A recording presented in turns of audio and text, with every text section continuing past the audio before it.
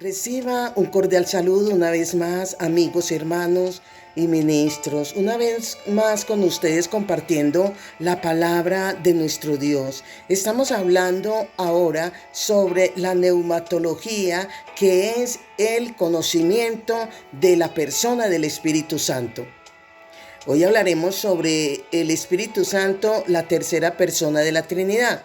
Pero cuando estamos hablando del Espíritu Santo, en el tercer lugar, es de acuerdo a lo que la teología le ha asignado este lugar. Pero bíblicamente no es así. ¿Por qué? Porque el Espíritu Santo forma parte del conjunto de la deidad: Padre, Hijo y Espíritu Santo. Pero antes de aparecer Jesucristo en escena, siempre la Biblia nos está mostrando el conjunto de la deidad como Jehová Dios, el Verbo y el Espíritu Santo. El Espíritu Santo aquí, cuando estamos hablando como la tercera persona de la Trinidad, es teniendo en cuenta, vuelvo y repito, desde el punto de vista teológico. Pero no es algo divino, ni revelado. Tampoco se puede decir que aparece en la Biblia como siempre en tercer lugar. Claro que no.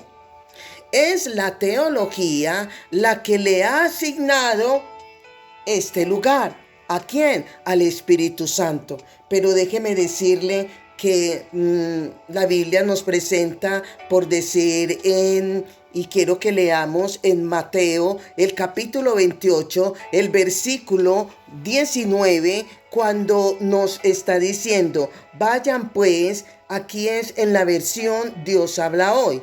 Vayan pues a las gentes de todas las naciones y háganles mis discípulos, bautizándolos en el nombre del Padre y del Hijo y del Espíritu Santo. Hay escuelas que están afirmando que el Espíritu Santo no tiene tanta autoridad como Dios Padre y como Jesucristo. Pero eso no es cierto. Esa es una mentira. ¿Por qué razón? Porque es que la divinidad del Espíritu Santo y su personalidad consiste en que se dice que el Espíritu Santo, cuando habla, hay una secta, una falsa doctrina, que son los testigos de Jehová, donde ellos están diciendo que el Espíritu Santo es una fuerza activa. Pero es aquí donde quiero traer a colación y explicar que eso no es cierto. Porque desde el punto de vista, podríamos decir que desde el punto de vista expositivo, desde ese punto de vista, se puede demostrar que el Espíritu Santo es Dios. Pero además de ser Dios, es un Dios. Y para ello quiero invitarles o anote lo que nos está diciendo el libro de Hechos a los apóstoles en el capítulo 5, el versículo del 3 y 4 dice: pero Pedro le dijo a Ananías: ¿por qué dejaste que Satanás te dominara y te hiciera mentir al Espíritu de Dios, quedándote con parte del dinero que pagaron por el terreno? Luego dice: ¿acaso no era tuyo el terreno? Y puesto que lo vendiste, ¿no era tuyo el dinero? Vuelve y le pregunta: ¿por qué se te ocurrió hacer esto? No has mentido a los hombres, sino a Dios. El Espíritu Santo está asociado con Dios, pero aquí es de especificar que el Espíritu Santo está asociado con Dios Padre y con Dios Hijo. Lo vemos en el bautismo de Mateo capítulo 28, el versículo 19 que acabo de leerles, cuando Jesús le dice a los discípulos que era necesario que fueran e hicieran a discípulos, bautizándolos en el nombre del Padre y del Hijo y del Espíritu Santo. El Espíritu Santo posee perfecciones divinas. El Espíritu Santo es omnipresente. El Espíritu Santo es omnisciente. El Espíritu Santo, quiero que vayamos a mirar los salmos. También está mostrando tan claramente sobre la divinidad del Espíritu Santo. Y nos dice en Salmos el capítulo 139, cómo nos está mostrando tan claramente la palabra quién es el Espíritu Santo. El Espíritu Santo en Salmos capítulo 139, el versículo 7 dice: ¿a dónde? Hace el interrogante el salmista y dice: ¿a dónde podría ir lejos de tu espíritu? ¿A dónde huiría de tu presencia? Porque el Espíritu Santo, repito, es omnipresente. Él está en todas partes. El Espíritu Santo está morando en nuestro corazón. Cada cristiano tiene en sí al Espíritu Santo de Dios. Tiene al Espíritu Santo de Dios por su omnipresencia. El Espíritu Santo ha hecho de la Iglesia Universal, de Cristo su morada. O sea, donde esté un creyente redimido con la sangre de Cristo, ahí está el Espíritu Santo de Dios.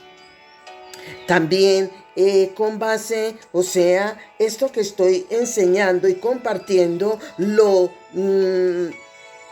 sustento con la misma palabra de Dios.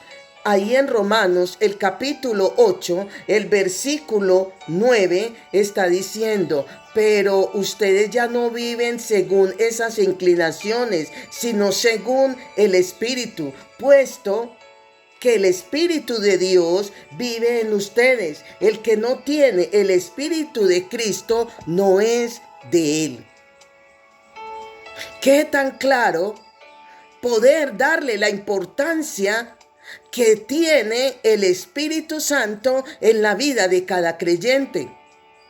La presencia de Dios en el Espíritu está en la omnipresencia de Dios. No tiene nada que ver con la presencia manifestada de Dios, por igual la de Cristo y la del Espíritu Santo. Es de entender que la omnipresencia de Dios no es aquello que obliga a Dios a estar donde Él no quiere estar. No se trata de eso. La omnipresencia de Dios es que Él, ¿sí? Él tiene la habilidad de estar en todas partes. En eso consiste la omnipresencia de Dios, aunque Él no quiera estar. En el caso del Espíritu Santo, el Espíritu Santo mora en cada creyente. El Espíritu Santo mora en la Iglesia Universal de Cristo. Pero muchas veces el creyente, que dentro de él está el Espíritu Santo, el creyente se conduce a lugares donde no debería de ir, y sin embargo el Espíritu Santo va ahí con él. Por eso dice que el Espíritu Santo, la omnipresencia de Dios, consiste en que Él va donde no quiere ir. ¿Por qué? Porque es un morador. Y nosotros somos su morada, donde nos desplazamos a lugares donde no deberíamos de ir. Pero por el Espíritu Santo morar en nosotros, le toca ir. ¿Por qué? Porque Él es el morador. La omnipresencia de Dios es que Él tiene la habilidad de estar en todas partes. Repito, si Él quiere. ¿Esto qué indica? Que existe lugar donde se da la posibilidad que Dios está donde Él quiere. Amén. A diferencia del Espíritu Santo, Él mora en el creyente.